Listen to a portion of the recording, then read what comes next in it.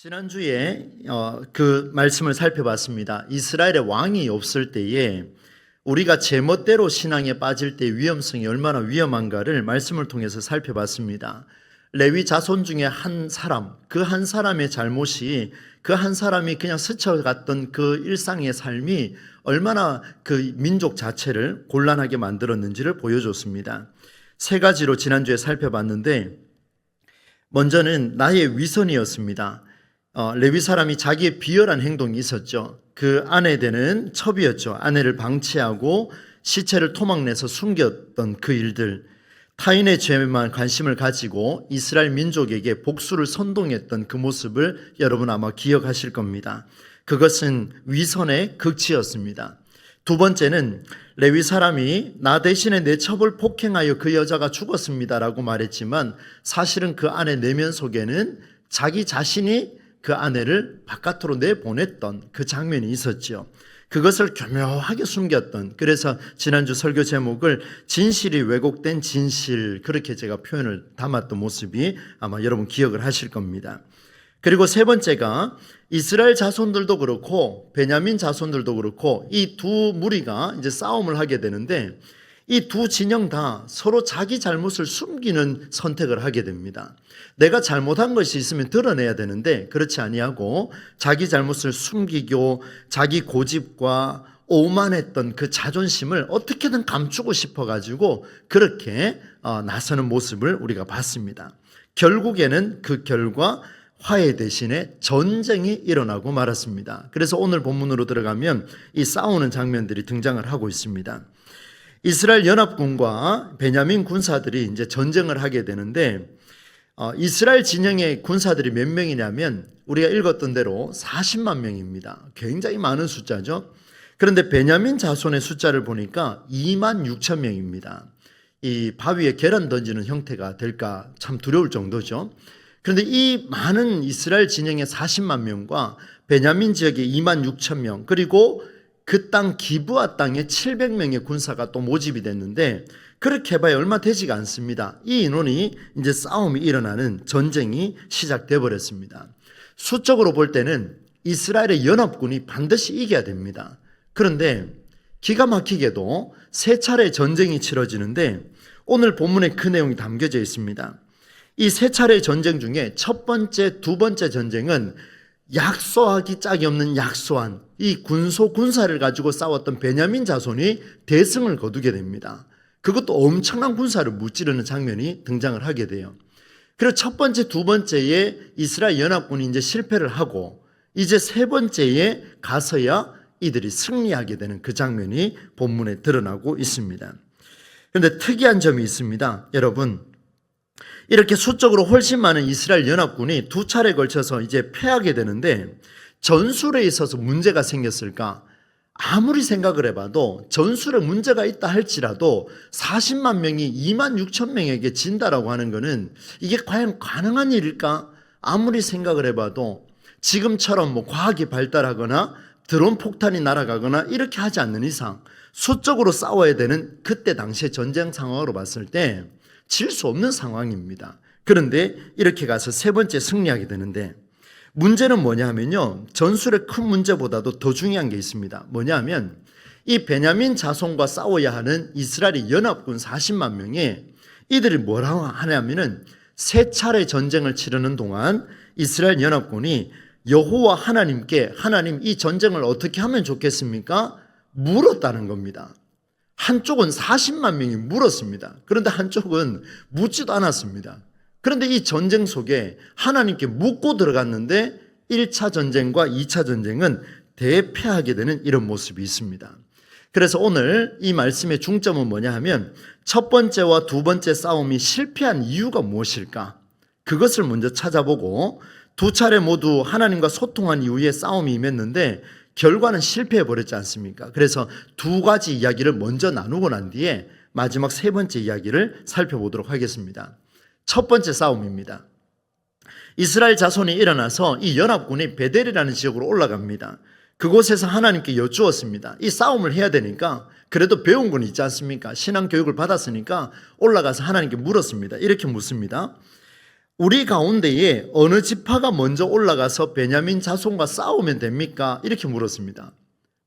거두절미하고요. 그냥 그렇게 물었습니다. 하나님, 우리가 지금 싸워야 되는데 우리 중에 어느 지파가 먼저 올라가서 저 베냐민 지파 한 지파를 무찔러야 되겠습니까? 라고 이렇게 물었습니다.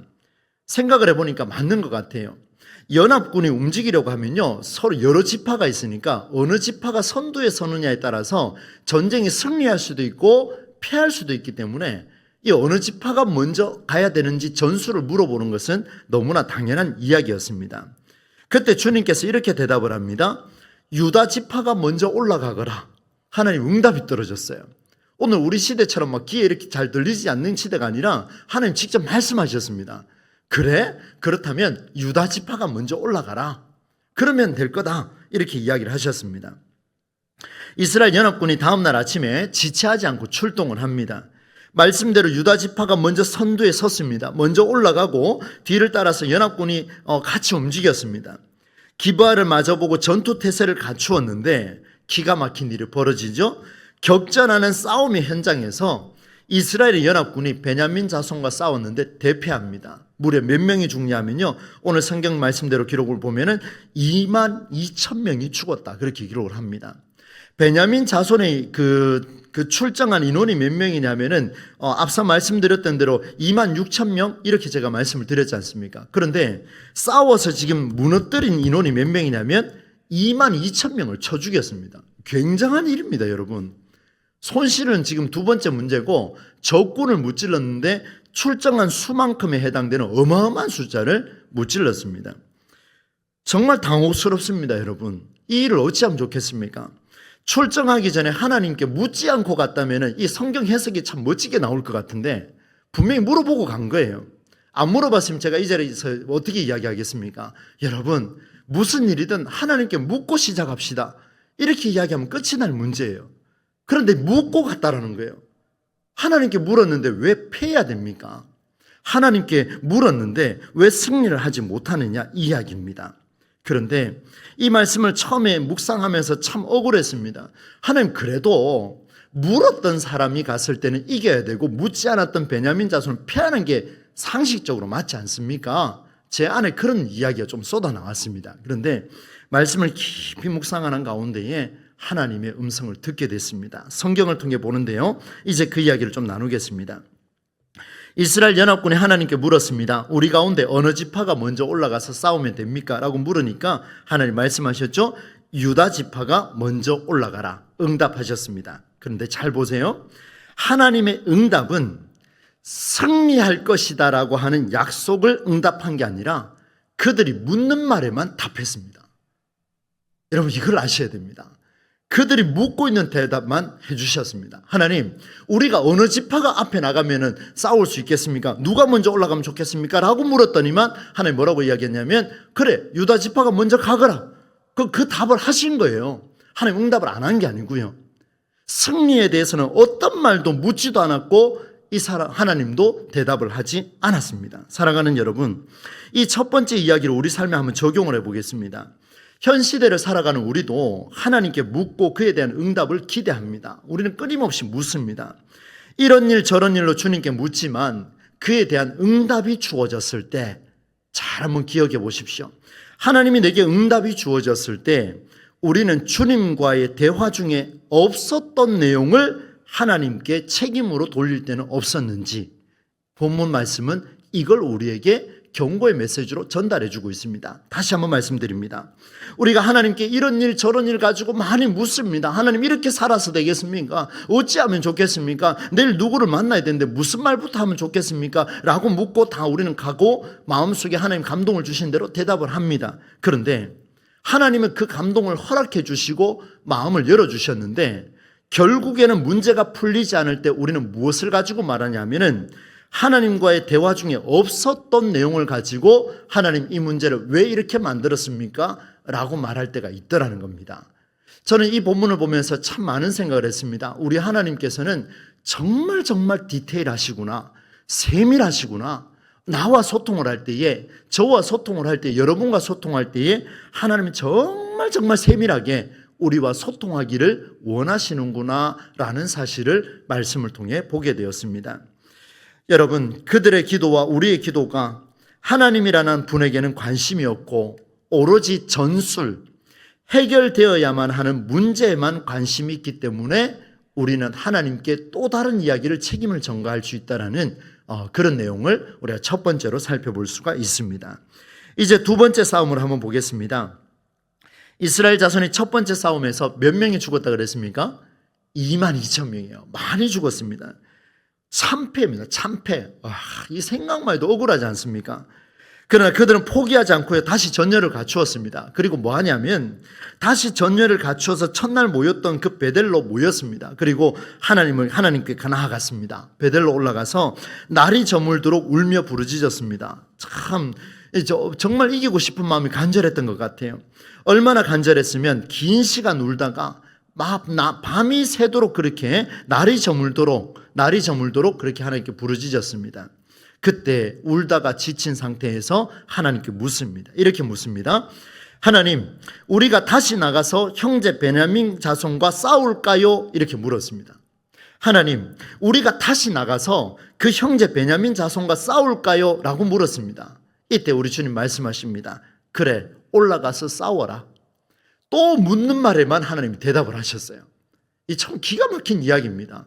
하나님이요, 정말 우리하고 대화할 때요, 우리가 묻지 않고 궁금해하지 않고 하나님 앞에 우리가 하소연하지 않는 것들에 대해서 하나님이 알아서 하는 거 그리 좋아하지는 않으신 것 같아요. 오늘 본문으로 이야기하자면 하나님은 언제나 예비하시는 분이시지만 여호와 이래로 역사하시는 분이지만 오늘 말씀으로 기록을 해서 봤을 때는 정말 하나님께서 우리하고 긴밀하게 대화하고 싶은 그런 하나님의 마음이 아닌가 느껴집니다. 이렇게 대답을 했습니다. 올라가서 싸워라. 짧고 강한 하나님의 말씀이 떨어졌는데 가라, 싸우라. 연합군이 다음 날에요, 또다시 하나님께 다른 거 묻지도 않고요, 베냐민 자손을 치러 가까이 나아갔습니다. 그때 이 베냐민 자손이 이스라엘 연합군과 싸우러 나왔는데 전쟁이 일어났습니다. 그런데 이 이스라엘 연합군의 참패로 또 끝납니다. 몇 명이 죽냐면 이번에는 18,000명입니다. 또 어마어마한 숫자가 또 죽었습니다. 그런데 성경을 보니까 훈련받은 자들, 칼을 잘 쓰는 자 18,000명이 죽었다, 이렇게 표현을 하고 있습니다. 굉장한 사건이죠. 이렇게 죽어버렸습니다. 여러분, 두 번 다 실패했습니다. 당혹스러움을 금할 수가 없습니다. 분명히 출정하기 전에 두 번째 베델로 올라가서 그때는 울며 날이 저물도록 하나님과 마주했고 이 전쟁에 나서도 되는지를 물었는데 게다가 하나님이 가서 싸우라고 응답했기 때문에 갔습니다. 그런데 돌아온 것은 실패였습니다. 돌아온 것은 사업의 실패입니다. 돌아온 것은 가정이 무너졌습니다. 돌아온 것은 이혼입니다. 돌아온 것은 합격하지 못한 실패였습니다. 돌아온 것은 목회의 좌절입니다. 이거 어떻게 설명을 할 수 있겠느냐, 이 말입니다. 그런데 역시 이번에도 하나님은 조금 전에 말씀드렸던 대로 연합군의 물음에 있는 그대로 그냥 답하셨습니다. 두 차례나 실패했습니다. 사랑하는 여러분, 이 두 번째 이야기를 적용을 해보겠습니다. 우리는 구체적인 제목이라 할지라도 그 기도 제목 속에 하나님께서 원하는 방향이 있는지를 점검해야 됩니다. 이스라엘 연합군이 하나님께 물었습니다. 물을 때에 하나님이 원하는 방향은 묻지 않고 우리가 가서 싸울까요? 하나님의 방법 속에는 싸우는 방법이 들어있었습니다. 그러나 그보다 하나님의 마음이 어디 있는지를 이들은 보지를 못했습니다. 그래서 오늘 우리가 한 번 실패하고 두 번 실패하고 반복되면 신뢰성이 떨어져서 기도가 약해지는 게 아니라 그때 훨씬 더 깊이 하나님과 대면하고자 몸부림치는 모습이 우리에게 필요하다는 것을 말씀해 주고 있습니다. 이제 세 번째 이야기를 좀 해보겠습니다. 첫 번째, 두 번째는 실패했습니다. 그러면 이제 세 번째는 성공했겠지요? 전쟁에 승리했겠지요? 우리의 질문과 고민은 여기서 해결될 겁니다. 여러분 잘 따라와 주시면 좋겠습니다. 하지만 해결되기까지는 여전히 궁금한 게 있습니다. 뭐냐 하면 첫 번째, 두 번째, 세 번째 모두 하나님께 묻고 시작했다라는 점입니다. 세 번째 역시 하나님께 묻습니다. 그러면 도대체 첫 번째, 두 번째 내용과 세 번째 내용의 차이점이 무엇일까? 이것을 여러분 오늘 가지고 가신다면 우리의 기도가 또 달라질 겁니다. 분명한 차이가 드러났습니다. 1차에서 22,000명, 2차에서는 몇 명입니까? 18,000명. 굉장한 숫자가 목숨을 잃었습니다.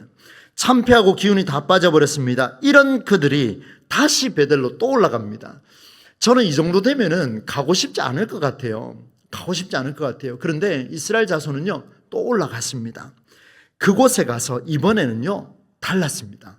내용이 확실하게 달랐는데, 여러분 26절 함께 읽겠습니다. 성경 보고 읽겠습니다. 시작. 이에 온 이스라엘 자손 모든 백성이 올라가 베델에 이르러 어떻게 했습니까? 울며 거기서 여호와 앞에 앉아서 그날이 저물도록 금식하고 또 번제와 화목제를 여호와 앞에 드리고. 달라졌죠, 여러분? 가서 내 묻고 싶은 것만 묻고 돌아온 게 아니고요. 지금은 뭐냐면 하나님과 깊은 교제 속에 들어가고 싶어서 뭔가 달라져도 달라졌다는 거예요. 어떻게 달라졌냐면 첫 번째, 여러분 26절 앞부분에 보시면 이에 이스라엘 자손 모든 백성이 올라가는데 한 글자가 나옵니다. 한 글자가 무슨 글자입니까? 온. 예, 한번 저를 따라서 해주시면 감사하겠습니다. 온. 그냥 한두 사람이 간 게 아니고요. 앞에 1차, 2차 때는요, 그냥 그 중에 대표자들만 갔습니다. 그런데 이 전쟁이 너무나 중요하기 때문에 이제는 온 이스라엘 자손이 베델로 다 올라갔습니다. 여러분 어찌 되면 좋겠습니까? 온 이스라엘 자손이 지금 싸울 수 있는 자손이 다 올라가 버렸습니다. 그러면 어떻게 되겠습니까? 후방은 어떻게 됩니까? 이제 베냐민 자손이 쳐들어오면 끝나는 겁니다. 22,000명 죽었죠. 18,000명 죽었죠. 나머지 전부 다 올라가 버리면 지금 누가 지킵니까? 지킬 사람이 없는 거예요. 그런데요, 여기에서 신앙의 결정적인 게 차이가 납니다. 여러분, 앞뒤가 꽉 막히고 답답해하고 힘들어하는 그 상황 속에서도 온 이스라엘 자손이 올라갔다는 이 부분은 첫 번째, 두 번째와 확연히 달라졌습니다. 두려워서 혹여나 베냐민 자손이 쳐들어올까 싶어서 군사들을 놔두고 몇 명만 올라가서 하나님께 물었지만 이번엔 달랐습니다. 이 모든 것들은 하나님께서 책임지실 것이고 이 모든 것들은 하나님께서 만들어 가실 건데, 우리에게 지금 중요한 것은 베냐민 자손이 이기는 게 아니라 지금 하나님을 만나는 게 더 중요하다. 백성들이여 다 올라갑시다. 다 올라갑시다. 다 올라갑시다. 기도의 위력이 여기에서 나타나는 거예요. 한두 사람 기도회가 되는 게 아니고 민족을 살리기 위해서는요, 지금 이 나라 인민족을 살리기 위해, 이 대구 지역을 살리기 위해 전부 다 움직이라는 거예요. 전부 다. 하나님 마음이 거기에 지금 들어있습니다. 얼마나 지금 우리 하나님의 마음이 간절하겠습니까? 언제 베냐민이 쳐들어올지 모르는 그런 상황 속에 전부를 하나님께 맡기겠다. 이것이 바로 기독교 신앙이라는 것을 보여줍니다. 온 이스라엘 자손이 울며 거기서 여호와 앞에 앉아서 날이 저무도록 뭐 했냐면요, 울고 끝난 게 아니고요, 금식하고 번제와 화목제를 드렸다. 이렇게 기록을 하고 있습니다. 이 부분이 결정적인 차이인데요, 울며 금식하며 앞부분의 1차와 2차는요, 1차는 울지도 않았습니다. 2차에 가니까 날이 저물도록 울었다 그랬습니다. 3차에 오니까 지금 울며 그 다음 뭐 했습니까? 마음을 다 비워버렸습니다. 속을 다 비워버렸습니다. 금식했습니다.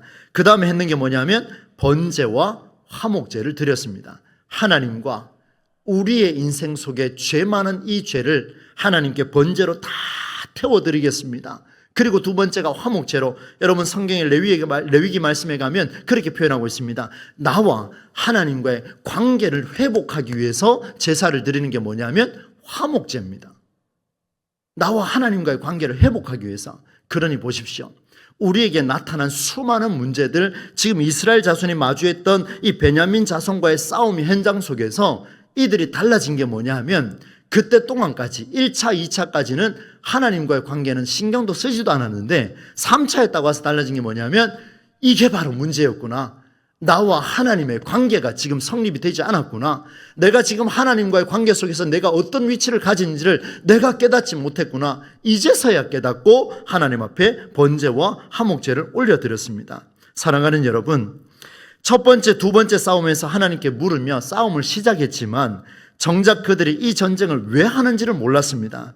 레위 지파 한 사람의 잘못이 있었고, 레위 지파의 잘못이 있었고, 이스라엘의 전체가 타락했다라는 그 위험이 얼마나 위험했는지를 그들은 몰랐습니다. 그러니 보십시오. 하나님은 악한 자를 통해서라도 이들이 정신 차리게 하게끔 만들어가는 그 하나님의 모습이 담겨져 있습니다.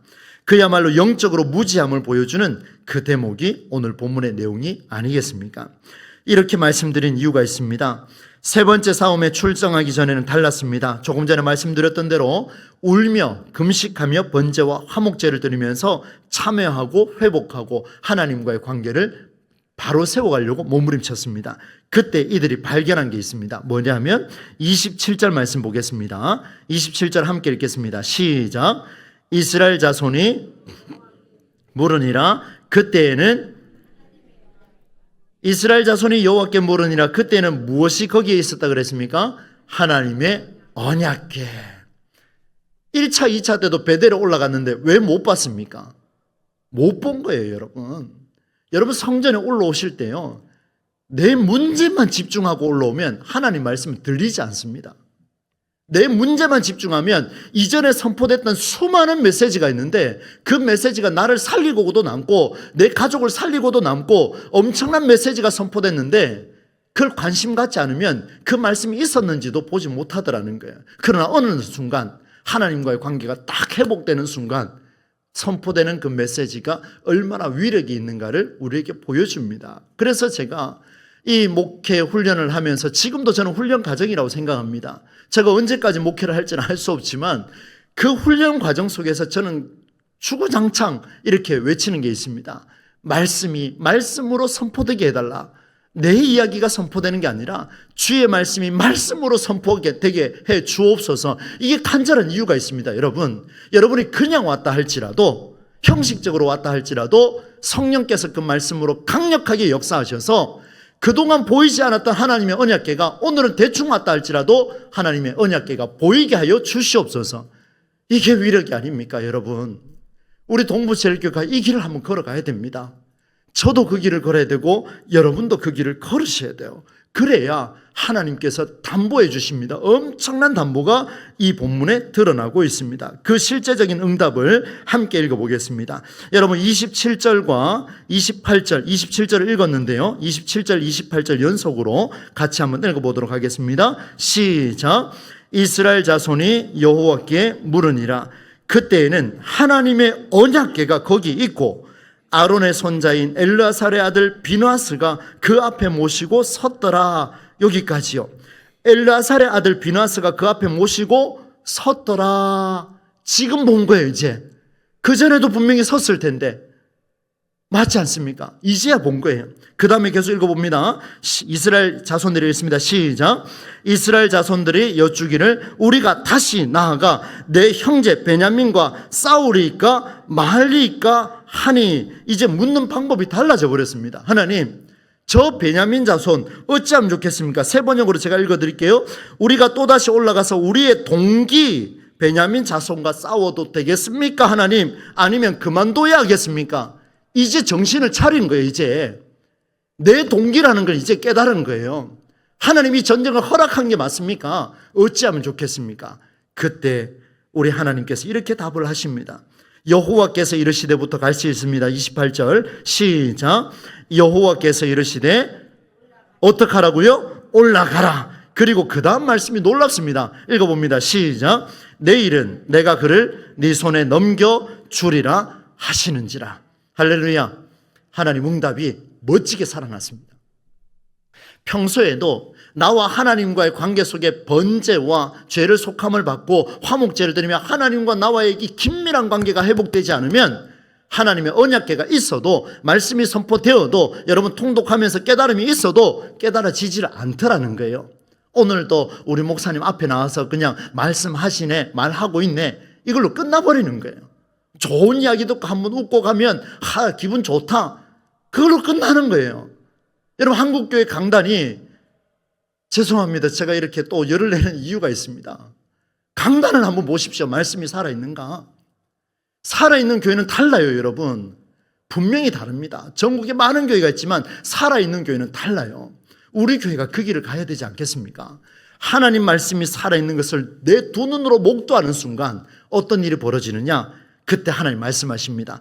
여호와께서 이르시되 올라가라. 내일은 내가 그를, 내일은 내가 너의 사업을, 내일은 내가 너의 자녀를, 내일은 내가 너의 앞길을 어떻게 한다고요? 내 손에 어떻게 하신다고요? 넘겨주리라. 한번 따라서 하겠습니다. 너에게 넘겨주리라. 이 믿음의 고백이 믿음의 고백. 다른 이야기 많이 듣고 아멘 하지 마시고요. 이런 이야기는 하나님 이건 제 말씀입니다 하고 그냥 가지고 가셔야 됩니다. 예? 내 손에, 내일은 내 손에 넘겨주리라. 할렐루야. 하나님의 말씀이 내 가슴에 새겨질 때, 언제요? 내가 하나님과의 관계가 회복됐을 때, 그때 떨어지는 그 메시지는 절대로 놓칠 수가 없습니다. 문제가 해결되는 일은 막연하게 공허하게 시간 채우고 무작정 금식하고 달라드는 게 아니라 주의 말씀을 붙들고 주님 앞에 집중하고 엎드릴 때에 역사가 나타난다라는 것을 보여줍니다. 하나님 앞에서 선행되어야 할 것은 문제 해결이 아니라 하나님과 나와의 관계라는 사실을 잘 정리할 수 있기를 바랍니다. 그래서 29절부터 쭉 이어서 나오는 내용이 뭐냐면 하나님께서 이들에게 매복 전술을 할 수 있는 기회를 열어주십니다. 그래서 결국에는 승리하게 되는 이 모습이 본문에 나타나게 되죠. 오늘 말씀을 정리를 해보겠습니다. 이렇게 정리하겠습니다. 이스라엘의 연합군과 40만 명 베냐민 족속 얼마 되지 않죠? 세 차례 싸웠습니다. 첫 번째, 두 번째 싸움에서는 하나님께 누가 먼저 올라갈까요? 물었고, 또 두 번째는 어떻게 하면 좋겠습니까? 싸우러 갈까요? 이렇게 물었습니다. 놀랍게도 하나님은 첫 번째, 두 번째 전쟁 모두 응답해 주셨습니다. 그래, 유다 지파가 먼저 가라. 그리고 어떻게 할까요? 싸우러 가라. 똑같이 대답을 해 주셨습니다. 그러나 그때는 이 이스라엘 백성과 하나님과의 관계가 회복되지 않았습니다. 그러나 이후에 회복된 순간 세 번째 내용은 완전히 달라졌죠. 온 이스라엘 자손이 베델로 올라가서 그동안 보고 또 깨달아야 했던 바로 하나님의 언약궤가 있었던 것을 두 눈으로 목도하게 되고 그것을 집례하는 제사장이 있었다는 것을 그들이 두 눈으로 보게 되었습니다.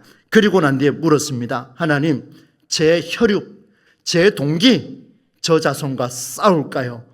아니면 멈출까요? 이렇게 물었습니다. 기도 내용이 달라지지 않습니까? 그때 하나님 말씀합니다. 싸우러 가라. 내일은 내가 내 손에 그 문제를 너의 손에 붙여주겠다. 이렇게 말씀해 주셨습니다. 사랑하는 우리 수요기도에 나오신 여러분, 오늘도 하나님과의 관계를 잘 회복하셔서 날마다 첫 번째, 두 번째 전쟁의 싸움이 아니라 세 번째의 싸움에서 승리하는 그 역사가 저와 여러분의 삶에 아주 구체적으로 일어날 수 있기를 예수님의 이름으로 축원합니다.